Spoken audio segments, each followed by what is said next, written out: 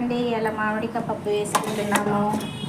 ఏం పప్పు కడిగి బాగా పెట్టుకున్నాము. ఇది ఫ్లిప్కార్ట్లో బుక్ చేసుకున్నాము. ఎగ్గి ఉల్లిగడ్డలు, పచ్చిమిరపకాయలు ఇవన్నీ ఇలా సన్న సన్న ముక్కలు కోసి రీప్లేస్ చేసుకుంటే ఇట్లా మంచిగా అవుతుంది.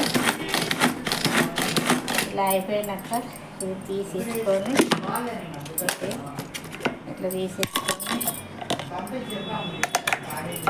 మొత్తం ఇలా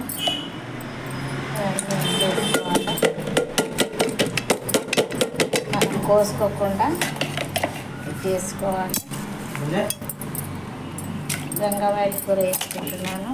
ఇలా మొత్తం గంగవాయిల కూర వేసుకొని ఉప్పు, కారం తగినంత వేసుకోండి. మీకు రుచికి తగ్గట్లు వేసుకోండి. చిటికెడు పసుపు, కొంచెం నూనె వేసుకోకుంటే పొంగకుండా ఉంటుందండి. వేసుకొని స్టవ్ అంటించుకొని స్టవ్ అంతా కుక్కర్ పెట్టేసి కొంచెం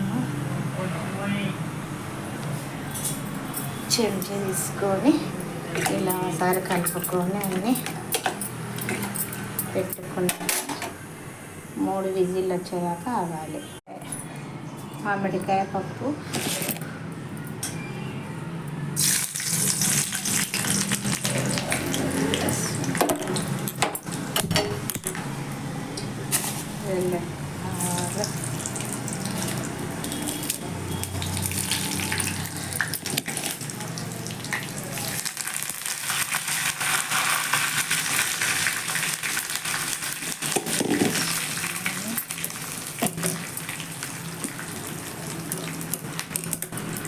స్టవ్ ఆఫ్